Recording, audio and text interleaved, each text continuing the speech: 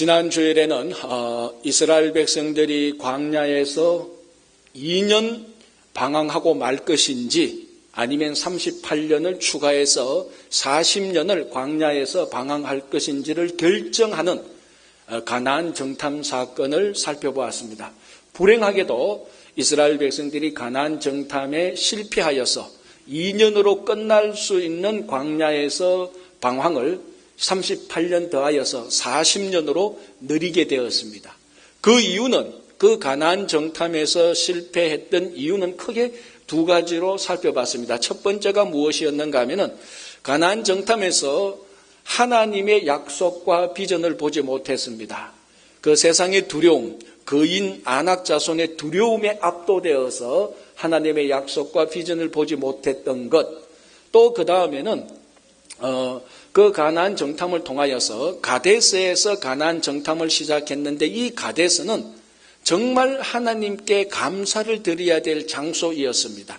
지난 2년 동안 수없이 많은 시련과 고난을 거쳐서 이제 가나안 땅에 들어가는 그 입구였는데 그곳에서 감사를 하지 못하고 불평과 원망을 온 회중이 함으로 말미암아 2년으로 끝날 것이 38년 연장되어서 40년간 광야 생활을 하게 됩니다. 자, 오늘 본문은 그 38년의 광야 생활 가운데서 일어났던 한 사건을 우리가 같이 보려는데 흔히 말하는 고라 일당의 반역 사건인데 이 사건을 통하여서 여전히 이스라엘 백성들이 애굽 생활에서 빠져나오지 못하고 젖어 있다는 것을 보게 되고 여전히 감사 대신에 불평과 원망을 하고 있다는 우리들 안에 있는 죄성을 바라보게 됩니다. 그러나 이 본문도 가만히 살펴보면 이 본문은 한 구석구석 여전히 하나님의 은혜와 감사가 배어 있는 것을 우리가 발견합니다.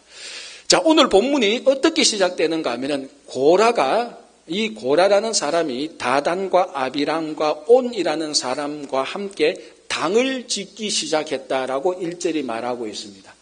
그런데 이 당을 지었다는 이 말은 히브리어 원래 본문에는 이 단어가 나타나지 않습니다. 정확히 이 단어를 번역하자면은 그는 붙들었다 또는 그는 취하였다 이런 번역입니다. 자, 여기서 그는 누구일까요? 고라죠. 고라가 붙들었다. 고라가 취하였다. 즉 고라가 다단과 아비란과 온 사람을 붙들었다는 것입니다. 그러니까 고라가 세 사람을 붙들고 함께 일을 작당했으니까 이게 당을 지은 것하고 마찬가지입니다. 그래서 당을 지었다고 번역을 했는데 뭐 틀린 번역은 아니지만은 한 가지 이렇게 번역을 하면 한 가지 중요한 포인트를 놓칩니다. 무슨 포인트를 놓치냐? 원래는 고라가 붙들었습니다. 고라가 세 사람 다단 아비란 온을 붙들었습니다. 그리고 이 합해서 네 사람인데 이 사람을 또 이 네 사람이 누구를 붙듭니까? 이스라엘 총회에서 뽑은 지도자 250명을 또 붙들어서 254명이 됩니다. 이렇게 해서 끝납니까? 아니죠. 오늘 본문 19절을 보면은 온 회중이 모세와 아론을 대적하고 있다는 것을 보게 됩니다. 결국은 온 회중, 모세와 아론을 뺀 온 회중에게 이것이 퍼져나가기 시작합니다. 그래서 온 회중이 다 붙들림을 받게 되는 것입니다. 단순히 당을 지었다는 게 아니고 어떤 한 사람이 다른 사람을 붙들게 되고 이 사람들이 또 다른 사람을 붙들게 되고 이 사람들이 또 다른 사람을 붙들게 되어서 결국은 온 회중까지 가게 됩니다. 포인트가 뭔가 하면은 한 사람으로부터 시작해서 온 회중에까지 다 번져 나갔다는 것을 오늘 본문 1절에서 19절까지 그 절차와 과정을 분명하게 보여줍니다. 여기서 그는 붙들어야 할 때 그가 누굽니까? 고라입니다. 이 고라 한 사람이 다른 두세 사람을 붙들기 시작했고 이 사람이 250명이 온 회중을 반역으로 몰아넣게 된 것입니다. 온 회중이 반역이 들어간 것은 어느 날 갑자기 온 회중이 반역으로 달려간 것이 아니고 어떤 한 사람, 고라 한 사람으로부터 이 반역의 역사가 일어났다는 것입니다. 안타까운 일이죠. 자, 이 한 사람으로 인하여서 반역의 역사, 죄 속으로 들어가게 된 것은 오늘 고라 사건뿐만이 아니라 성경에서 일어난 원래 죄의 사건도 이러했습니다. 우리가 잘 알고 있는 대로 아담 한 사람이 죄를 지음으로 말미암아 온 인류에게, 온 시대를 거쳐서 온 인류 모두에게 죄가 퍼져 나간 것입니다.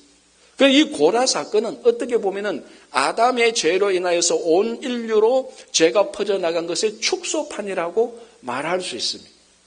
그래서 이 죄는 한 사람으로부터 시작해서 온 인류에게까지 퍼지게 됩니다. 이런 것들이 우리 일상적인 삶 속에서도 참 허다하게 발견할 수 있습니다. 자, 가장 대표적인 게 뭔가 하면 중독 사건, 중독된 것. 이 마약 중독자들인지 알코올 중독자들한테 얘기를 해보면요, 어느 날 아침에 자기가 마약을 많이 취해서 술을 많이 먹어서 중독된 사람은 한 명도 없습니다. 언젠가는 모르지만, 누구하고는 모르지만, 어느 곳에서는 기억이 나지 않을 거지만 반드시 한 잔의 술, 첫 번째 한 잔을 마셨고, 그 다음에 두 잔을 마셨고, 그 다음에 세 잔을 마셨고, 그러다 보니까 술이 자기를 마셔버려서 중독됐다는 고백이 다 똑같습니다. 마약도 똑같죠. 어떤 중독이 다 똑같습니다. 한순간에 중독되는 경우는 하나도 없습니다. 처음에는 아주 미미한, 무시할 수 있는, 소홀하게 여기도 될 만한 그 첫 번 무언가 하나, 이것이 한 사람으로 나타난 것이 고라였고 아담이었습니다. 그래서 저는 이것을 한 사람 법칙이라고 이렇게 이름을 붙였습니다. 죄와 악의 역사, 중독의 역사, 악한 중독의 역사는 언제나 한 사람의 법칙이 작용해서 전체에 다 퍼지게 되고 그 전체가 다 부패와 타락으로 들어가게 되는 것입니다. 근데 감사한 것은 이 한 사람 법칙이 죄와 악에만 적용되는 게 아니고 생명과 구원에도 그대로 적용되고 있다는 것입니다. 자, 우리 구약의 역사를 보면은 이스라엘 민족이 형성됩니다. 이스라엘 민족 공동체가 형성되는데 이게 어느 날 갑자기 하나님께서 이스라엘 민족을 모아서 이스라엘 민족이 되는 게 아닙니다. 여기에도 한 사람 법칙이 적용됩니다. 그 한 사람이 누굽니까? 아브라함이죠. 갈대아 우리에 있는 아브라함 한 사람을 불러서 하나님께서 이스라엘 민족 공동체를 시작합니다. 아브라함이 한 사람을 놓습니다. 이삭입니다. 이삭이 또 한 사람을 놓습니다. 야곱입니다. 그러니까 아브라함, 이삭, 야곱 때까지는 계속 한 사람밖에 없습니다. 이제 야곱의 12아들이 나와서 본격적으로 이스라엘 민족 공동체를 형성해 나가기 시작합니다. 이때까지는 한 사람만, 공동체 형성을 위해서 한 사람만 존재했던 것입니다. 자, 우리가 잘 알고 있는 고린도전서 15장 21절 25절에서 사도 바울이 이렇게 고백합니다. 아담 한 사람으로 말미암아 사망이 우리에게 왔고 죽은 자의 부활도 예수 그리스도 한 사람으로 말미암아 우리에게 일어났다. 아담 한 사람 안에서 모두가 죽은 것처럼 예수 그리스도 안에서 모든 삶이 다시 살아나게 되었다. 이 한 사람의 법칙 또는 하나의 법칙이 죄와 악의 역사에도 적용되지만은 반대로 생명과 구원의 역사에도 그대로 적용되는 것입니다. 자, 우리가 지난달에 바이블 타임을 통하여서 예레미야서를 읽었습니다. 그 예레미야서를 보면 안타까운 일도 많이 있는데 예레미야 5장을 보면은 하나님께서 예루살렘을 멸망시키기 전에, 예루살렘이 멸망하기 전에 하나님께서 예레미야 선지자를 통해서 간절히 외쳤던 선포한 말씀이 있습니다. 그게 뭡니까? 예레미야 선지자에게 예루살렘 전체를 돌아봐서 진리를 추구하고 공의를 찾는, 공의를 실천하는 한 사람만 찾아라. 그러면 이 예루살렘을 살려주겠다고 말합니다. 그 진리와 공의에 있는 한 사람이 예루살렘을 살릴 수 있었습니다. 그런데 그 한 사람이 없어서 예루살렘이 멸망하게 되는 것입니다.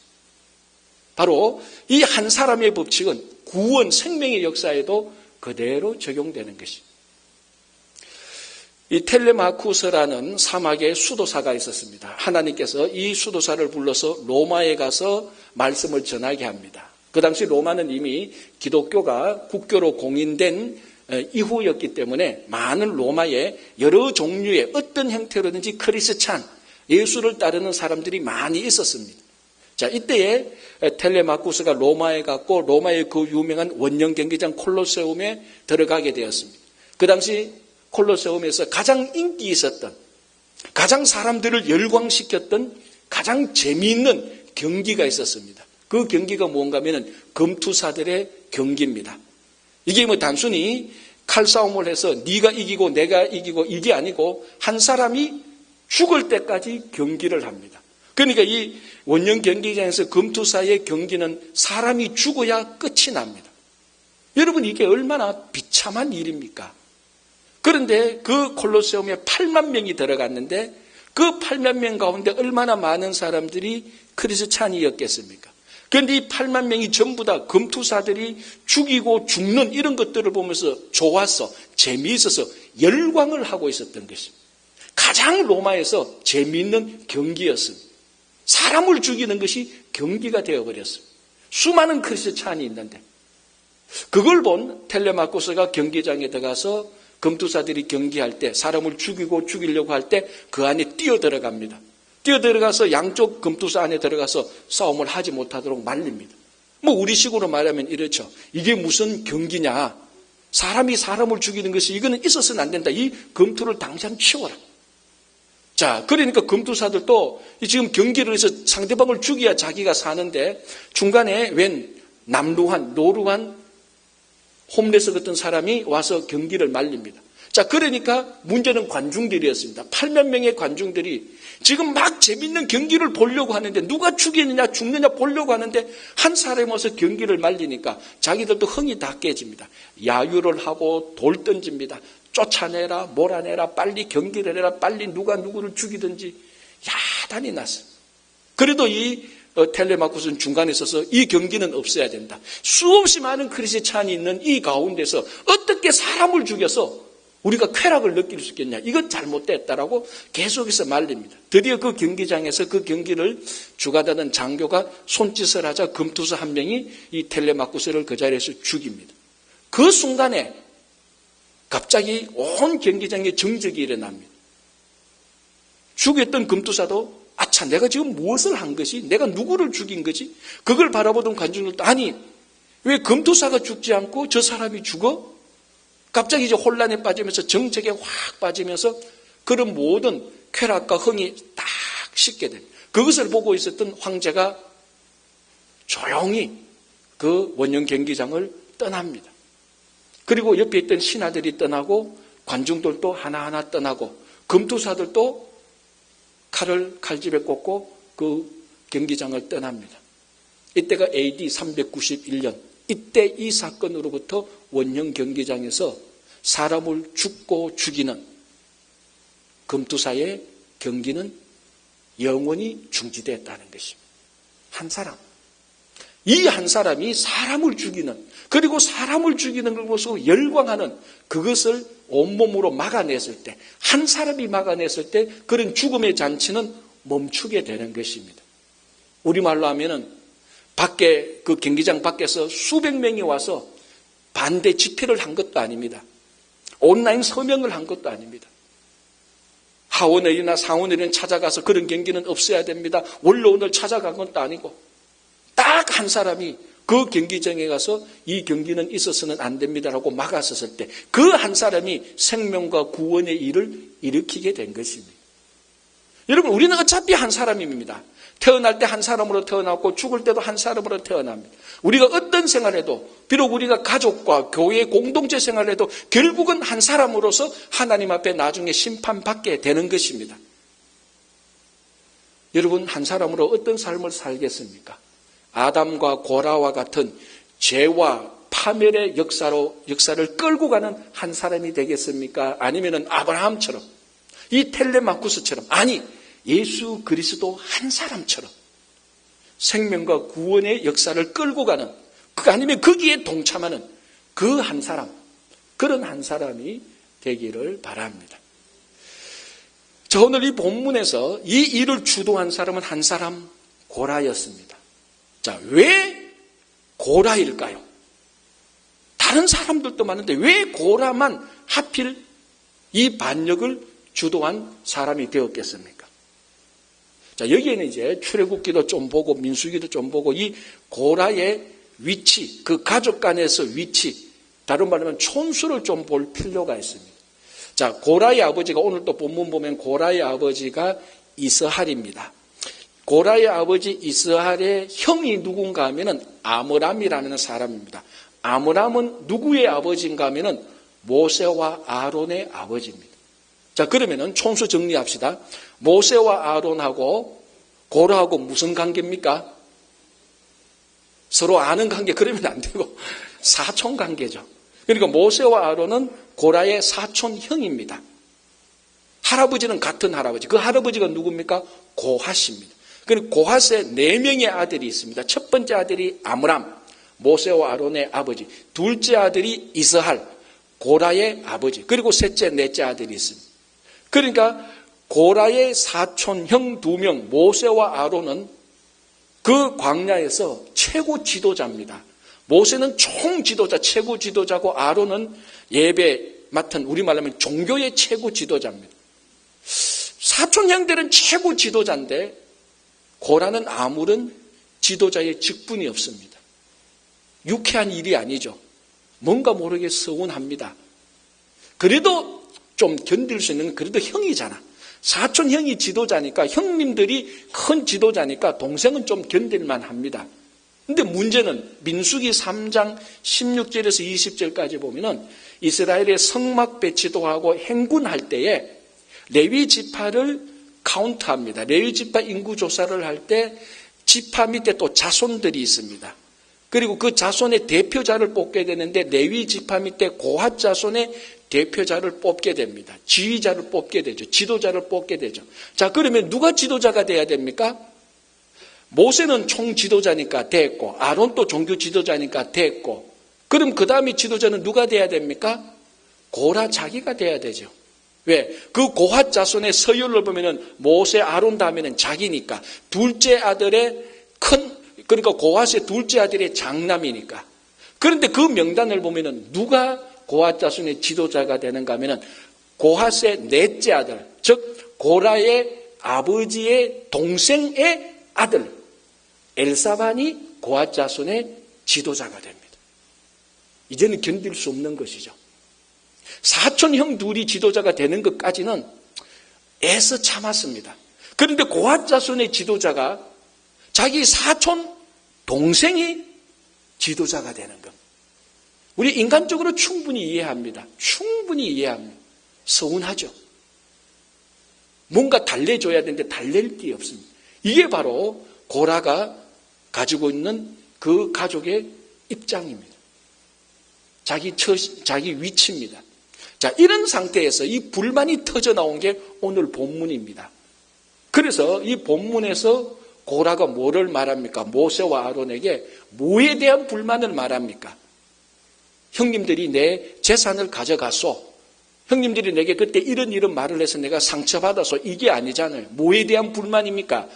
리더십에 대한 불만입니다. 자, 오늘 16장 3절이 뭐라고 말합니까? 하나님이 온 회중과 함께 계시고 온 회중들이 그렇기 때문에 다 거룩하다. 맞죠?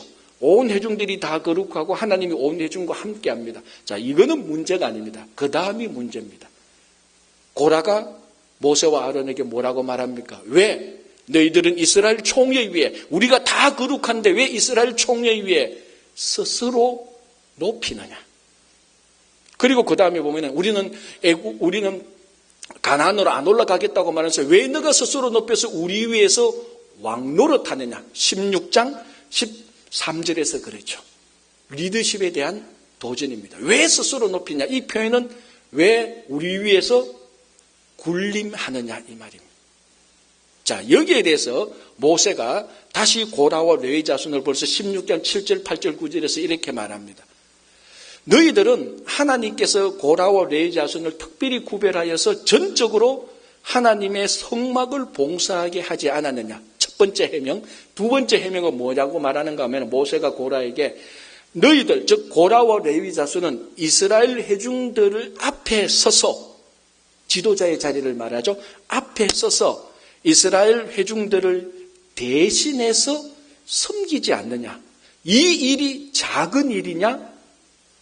너희들이 오히려 분수에 지나치지 않느냐. 이게 모세의 해명입니다. 자, 정리하면은 고라는 말합니다.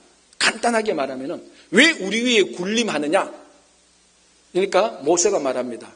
굴림이 아니고 너희들도 한번 보라. 너희들 하나님께서 특별히 구별해서 봉사하게 했고 하나님께서 이스라엘 회중을 대신해서 섬기게 했다. 너희들도 큰일이 아니냐 이 말입니다. 똑같이 리더십을 말하고 있는데 리더십에 대한 초점이 확연하게 다르게 나타나고 있습니다.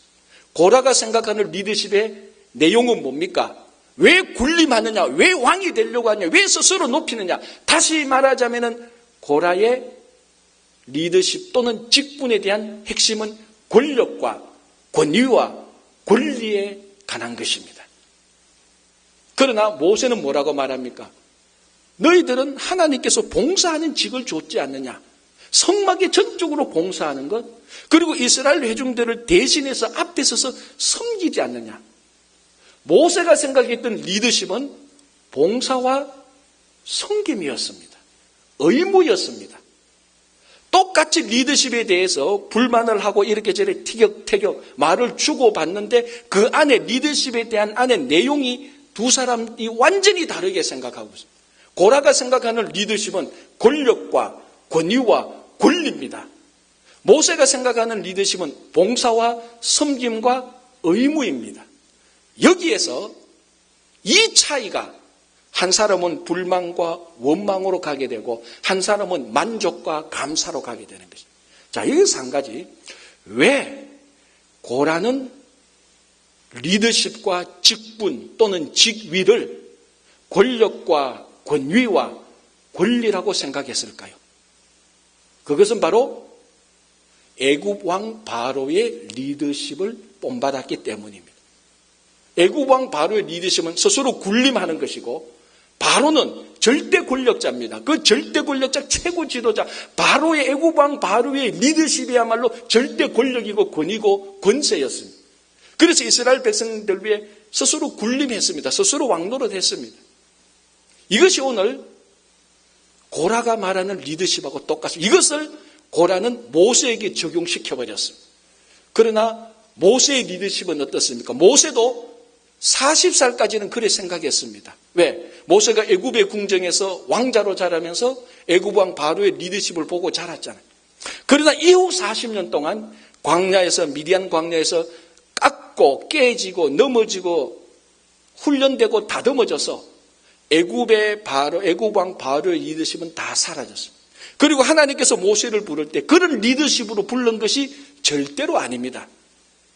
그래서 출애굽기, 레위기, 민수기, 신명기에 보면은 단 한 번도 모세가 가지고 있는 리더십을 통해서 권력을 남용하거나 권리와 권세를 자기 이익을 위해서 사용한 적이 없습니다. 왜? 모세의 리더십과 직분은 봉사와 섬김이기 때문에 그렇습니다. 이 차이가 리더십과 직분과 직위를 권력과 권위로 생각하는 사람, 그리고 직분과 리더십을 봉사와 섬김으로 생각하는 모세, 이 차이가 한 사람은 불평과 원망으로 갔고 모세는 봉사와 섬기는 직분이면 얼마나 만족하고 감사할 일이 아니냐라고 말을 하는 것입니다. 여러분, 바로 이것이 리더십과 직분에 관한 생각의 차이지만은 우리 일상적인 삶 속에서도 똑같습니다. 무슨 일을 하든지 누구와 어떤 인간관계를 만들든지 어디에 있든지 모든 것을 권력과 권위와 권세로 생각하는 한 결코 만족과 감사함은 없습니다.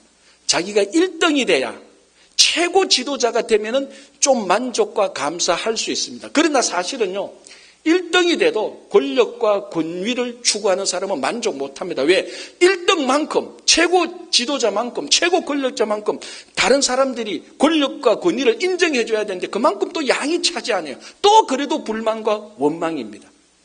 그러나 리더십과 직분뿐만이 아니라 평소 일상적인 삶 속에서도 모든 관계와 모든 일 속에서도 모든 지위 속에서 진짜로 봉사와 섬김과 의무를 발견한다면 1등이 아니라 꼴찌라도 거기에는 만족과 감사가 들어갑니다.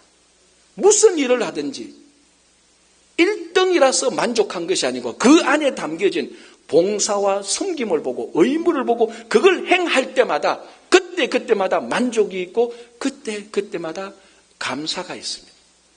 여러분, 교회 공동체도 똑같지 않습니까?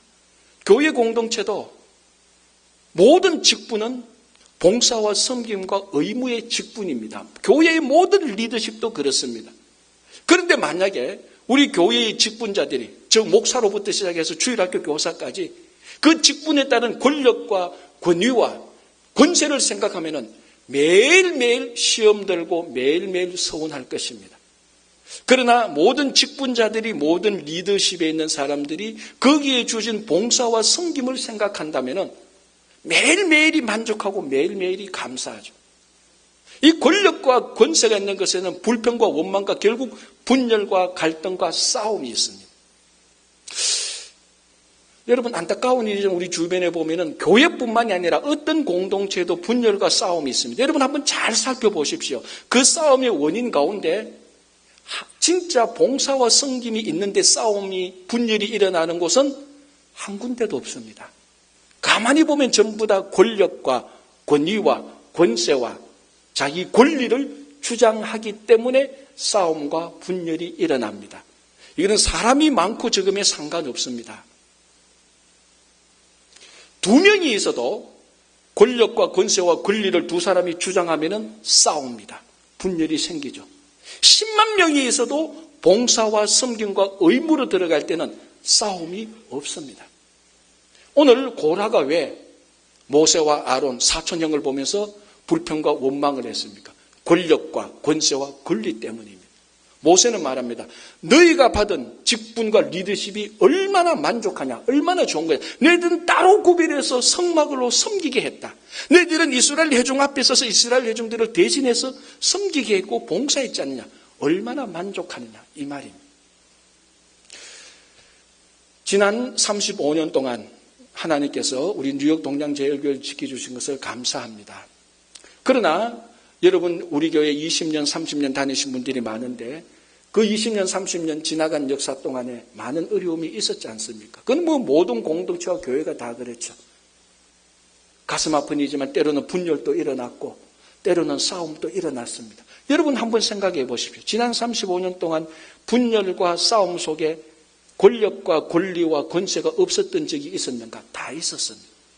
그래도 감사한 것은 그래도 많은 직분자들이, 많은 리더십에 있는 분들이 권력과 권세와 권리 대신에 봉사와 섬김과 의무로 지금까지 왔기 때문에 오늘날 우리가 이때까지 있는 것입니다. 저는 그것이 여러분들에게 솔직히 너무너무 감사한 것이죠. 이후로 앞으로 35년 동안 우리는 더 많이, 더 철저히 모든 리더십과 직분과 모든 지위에서 항상 봉사와 섬김과 의무로 나갈 때 만족과 감사가 넘치게 될 것입니다. 예수님을 보십시오. 예수님은 하늘의 권세와 하늘의 권력과 권리가 있었던 분입니다. 그러나 이 땅에 와서 예수님의 이익을 위하여서 권세와 권위를 사용하신 적은 한 번도 없습니다. 몇 번 귀신을 쫓아낼 때 하나님의 권위와 권세로 쫓아내셨습니다. 그러나 예수님의 주된 사역은 권세와 권위를 누리는 것이 아니고 봉사와 섬김이었습니다. 제자들의 발을 씻겨주었고 죄인과 세리들과 함께 했고 그게 진짜 예수님의 리더십이었고 직분이었습니다. 우리가 끝까지 그 예수님의 리더십과 직분을 따라가며 만족과 감사를 해야 되는 것입니다. 자, 이제 또 우리가 한 번 더 살펴볼 사람들이 있습니다. 누굽니까? 다단과 아비람. 물론 온도 나오는데요. 이 온은 나중에 이름이 없어지게 됩니다. 그래서 별로 중요한 인물이 아니게 되는데 중요한 것은 이 다단과 아비람입니다. 자, 왜 고라가 반역을 주도했는가는 이제 살펴봤습니다. 그러면 왜 고라가 다른 많은 사람들이 있는데 하필 다단과 아비람이었을까요? 가장 직접적인 아마 이유는 성막 배치도를 보면 압니다. 성막 배치도를 보면은 성막 배치도에 고핫 자손 가운데 고라와 그리고 이 다단과 아비람이 속해 있는 르벤 자손이 둘 다 남쪽에 텐트를 치게 됩니다. 그리고 같이 이웃에 아주 가깝게 텐트를 치게 됩니다. 아마 이 두 사람들이 만나면서 서로 이야기를 하는 가운데 자기 마음속에 있는 불만이 터져 나왔을 것입니다. 자, 여기 오늘 다단과 아비람이라고 말하면서 누구의 자손이라고 말합니까? 르우벤. 르우벤이 누굽니까? 야곱의 12아들 가운데 장남입니다. 전통적으로 중동 지역에서 장남은 막강한 리더십과 권위를 가지고 있습니다. 그러나 우리 다 아시다시피 르우벤이 장남의 리더십과 지위를 잃어버리게 됩니다. 그래서 야곱의 12아들 가운데 유다와 요셉이 리더십을 형성하게 되는 것입니다. 이게 언제적 얘기입니까? 오늘 본문으로 기준해서 언제적 얘기입니까? 500년 전 얘기입니다. 그래서 르우벤 지파는 지도자가 있는, 리더십이 있는 동쪽에 진을 치지 못하고 남쪽으로 내려갑니다. 그런데 아무도 이 출애굽 레위기 민수기를 아무도 르우벤 지파가 남쪽에 텐트를 쳤다고 해서 리더십이 없다고 아무도 비아냥거리나 조롱하지는 않았습니다. 그리고 르우벤 지파가 리더십을 잃어버린 게 벌써 500년 전 이야기입니다. 까마득한 옛날 이야기. 여기서 만약에 다단과 아비람이 리더십이니 지위니 직분이라고 말하는 것은 참 사소한 이야기입니다. 그죠? 참 아무도 귀 기울여 들어줄 수 없는 이야기입니다. 그런데 여기에 무시무시한 함정이 있습니다. 아무리 사소한 서운함이라 할지라도 조그마한 불평이라 할지라도 이게 마음속에 오래 담고 있으면 무거운 짐이 되는 것입니다. 그래서 이 다단과 아비람, 우리 조상이 잃어버린 리더십, 지금 생각해보니까 맞네. 우리 그거 찾아야지. 털어버리지 못했습니다. 왜 우리가 남쪽에 있어? 몰랐는데, 사소하게, 별 중요하지 않아서 몰랐는데, 다 고라가 얘기하니까, 그게 가슴 속에 털어버리지 않고 남아있었던 것입니다. 아무리 사소한 불만과 원망이라도 서운함이라도 그 자리에서 털어버리지 않고 오래 품고 있으면은 그게 우리를 부정과 어둠으로 몰고 가는 무거운 짐이 됩니다. 그래서 다단과 아비람이 고라에 합류해서 반역하는 주도자가 되는 것입니다. 매일 우울하고 화를 많이 내고 감정이 잘 통제되지 않은 한 사람이 한 유명한 스승을 찾아갔습니다. 그래서 자기 사정을 말했습니다. 나는 특별히 인생에 문제가 있는 것도 아닌데 왜 내가 내 감정을 잘 통제하는지 모르겠다. 통제하지 못하는 줄 모르겠다. 그리고 잘 화를 낸다.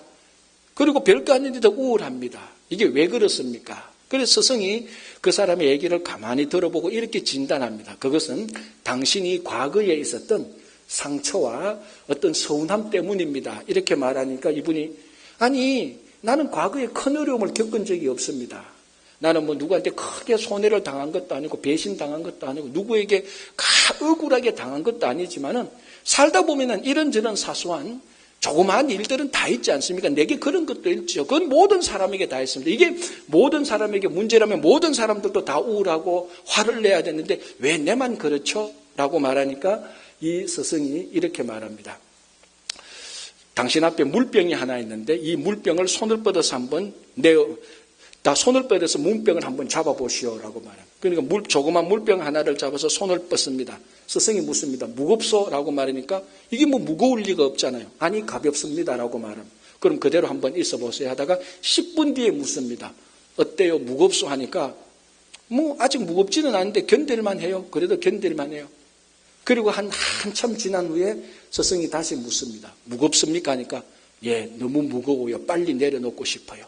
그때 스승이 말합니다. 문제는 물병의 무게가 아니라 그 조그만 가벼운 물병이라도 오래 잡고 있으면 무겁게 되는 것입니다. 당신 속에 있는 과거의 상처가 아무리 사소하고 아무리 적다 할지라도 그걸 마음속에 오래 품고 있으면 그게 당신을 괴롭히고 당신을 약하게 만들고 당신을 고통스럽게 만들기 때문에 지금 화를 잘 내고 감정도 통제하지 못하고 우울하게 되는 것입니다라고 말했습니다. 일리가 있죠. 여러분, 큰 상처와 큰 아픔만이 우리를 괴롭히는 거 아닙니다. 오래전에 누가 말 한마디 했는가, 툴툴 충분히 털어버릴 수 있는 것. 그걸 그때 털어버리지 못해서 오랫동안 품고 있었는데 이게 어느 날 갑자기 아주 무거운 짐이 되어서 이 무거운 짐과 그런 상황이 맞닥뜨려질 때에 이게 폭발해서 나를 부정과 어두움과 공격으로 몰고 가버린 것입니다. 그게 다단과 아비람이 반역에 합류하게 되는 것입니다. 여러분 사도 바울을 보십시오. 사도 바울은 크고 아픈 상처들이 많았지만 바울의 편지들과 사도행전에서 바울의 사역을 보십시오. 바울의 수도 없이 많은 아픔과 사소한 서운함과 이런 것들이 있어도 거기에 대한 분노와 거기에 그 트라우마, 그 상처 때문에 공격함과 부정과 어두움으로 사도 바울은 절대로 빠져들지 않습니다. 가장 대표적으로 빌립보 감옥에 있어서도 빌립보 교인들에게 뭐라고 말합니까? 기뻐하라. 아니 감옥에 있는 사람이 감옥 밖에 있는 사람 보고 기뻐하라 그러고 말을 합니다. 사도 바울의 이 기쁨은 어디에서 왔습니까? 자기가 서운함이 있을 때마다 아쉬움이 있을 때마다 크고 작은 상처를 받을 때마다 사도 바울은 뭐라고 고백합니까? 나는 날마다 죽노라. 사소한 서운함이 가슴에 올 때도 그날 사도 바울은 이 사소한 서운함과 안타까움을 십자가에서 죽어버리고 그 다음 날을 맞이합니다. 매일매일 십자가에서 모든 과거의 것들을 죽여버리기 때문에 바울은 그렇게 많은 과거의 아픔과 고통이 있어도 항상 기쁨과 즐거움과 환희 가운데서 주님의 사역을 감당할 수 있었던 것입니다. 여러분 우리에게는 십자가가 있습니다. 우리는 우리 안에 있는 지난 한 주간 동안 어쩌면 오늘 아침부터 지금 이 시간까지 아주 사소한 서운함과 불평과 원망이 있더라면 오늘 이 시간부터라도 바울처럼 그걸 십자가에서 매번 처리해 나갈 때, 죽여 나갈 때 우리 안에 쌓여지지 않는 쌓여있는 불만이 사라지게 되는 것입니다. 그래서 여러분 오늘 이 고라의 반역을 볼 때 이것이 우리 안에 담겨져 있는 여전한 죄성을 발견할 수 있을 뿐만 아니라 이걸 통해서 우리는 충분히 하나님께 감사를 드릴 수가 있는 것입니다. 여러분 우리는 한 사람입니다. 어떻든지 한 사람입니다. 어떤 한 사람이 되시겠습니까? 고라와 같은 한 사람이 되겠습니까? 아브라함과 같은 한 사람이 되겠습니까? 사람을 죽이는 한 사람이 되겠습니까? 사람을 살리는 한 사람이 되겠습니까? 모든 직분과 리더십, 아니 모든 일상적인 삶 속에서 늘 권력만, 권위만, 권세만 생각하겠습니까? 아니면 모든 리더십과 직분과 내 모든 일상적인 삶 속에서 봉사와 섬김을 발견하겠습니까? 봉사와 섬김을 발견할 때마다 거기에는 만족과 감사가 있습니다. 여러분, 그리고 이제 마지막으로 여러분 속에 아직까지도 지난 35년 동안 뉴욕 동량제일교회에서 신앙생활하다가 혹시나 우리 성도들 가운데 풀지 못한 조그마한 사소한 서운함이나 불만이 있습니까? 이제 그거 우리 털고 가야 됩니다. 가족도 마찬가지입니다. 직장도 마찬가지입니다. 여러분들이 있던 어떤 곳에서 아직까지 풀지 못했던 조그마한 거, 이 정도는 괜찮아, 천만에요. 그것을 오래 품고 있으면 그게 무거운 짐이 되어서 여러분들을 어두움과 부정으로 끌고 갑니다. 교회도 똑같잖아요. 이제 우리가 교회 이전을 앞두고 지난 35년 동안 아직 풀리지 않았던 조그마한 것이라도 사도 바울처럼 날마다 죽노라. 십자가에서 다 풀어버리고 우리가 새롭게 갈 때 정말 새로운 감사와 새로운 만족 가운데서 우리가 넉넉히 살아갈 수 있는 것입니다. 그래서 오늘 다음 주 추수감사절 그리고 11월 감사의 달을 맞이하면서 모든 일상적인 삶 속에서 감사와 만족이 넘치는 여러분 되기를 바랍니다.